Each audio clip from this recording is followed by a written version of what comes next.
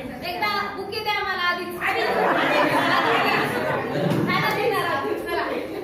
नाही पाणी आभाळात, नाही पाणी जमिनीत, नाही पाणी विहिरीत, आणि नाही पाणी नदी नाल्यात.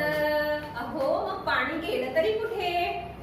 पाणी हरवलं कोणी ग चोरलं, पाणी हरवलं कोणी ग चोरलं. शिवण्या वाचून बळीराजाचं धरण वेडलं, पाणी हरवलं कोणी ग चोरलं. असं हे कमालीचं पाणी. पाणी म्हणजे जीवन. पाणी हा निसर्गाने आपल्याला दिलेला निखळ असा आनंद निर्माण करणारा झरा. महाराष्ट्र शासनानं राज्यातील जलसंपत्तीचं नियमन करणारा कायदा केला, पण काही झालं का? पहिली माझी ओवी ग, पाण्याचा वापर अतिवापर करणाऱ्या त्या लोकांना.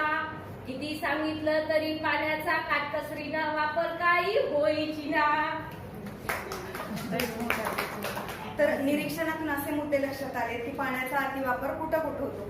तर सार्वजनिक ठिकाणी पाण्याचा अतिवापर केला जातो. त्याचप्रमाणे पाईपलाईन लिकेज, त्यातून पण पाण्याचं म्हणजे अति अपव्यय होतो.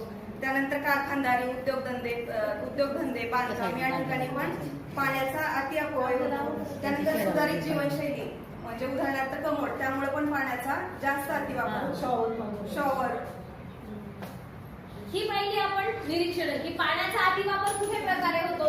आपण दैनंदिन जीवनात जिथं पाणी जेवढं पाहिजे तिथं आपण तेवढंच वापरतो का, हा विचार करणारा प्रश्न आहे. ही निरीक्षण झाली, मग आपल्याला याच्यावर काय करता येईल? आता त्या पाण्याचा पुनर्वापर कसा करायचा? तर आपण घरामध्ये जे सांडपाणी वाया घालवतो ते पाणी आपण परसबागेसाठी वापरू शकतो. आता मोठमोठ्या सोसायटीमध्ये लोकांची जीवनशैली बदलल्यामुळे खूप अगोदर 1 बकेट पाणी आंघोळीला लागायचं. आता लोक बाथरूम मध्ये गेले की अर्धा तास निम्मी टाकी संपल्याशिवाय बाहेर निघत नाहीत. तर त्यामुळे सोसायटीचं जे सांडपाणी आहे ते सांडपाणी रिसायकल करून आपण परत टॉयलेटसाठी वगैरे वापरू शकतो. शाळांमध्ये मुलं हात वगैरे धुतात, त्या टाकीच्या तिथून पण बरचसं पाणी वाया जात असतं. त्या पाण्यावरती पण आपण शाळेतील परसबाग तयार करू शकतो. नंतर रेन हार्वेस्टिंग सरांनी आता सांगितलं होतं, ते लोकांना समजावून सांगितलं पाहिजे. त्या पावसाच्या पाण्याचा वापर कसा करता येईल याबद्दल समाजामध्ये जनजागृती केली पाहिजे.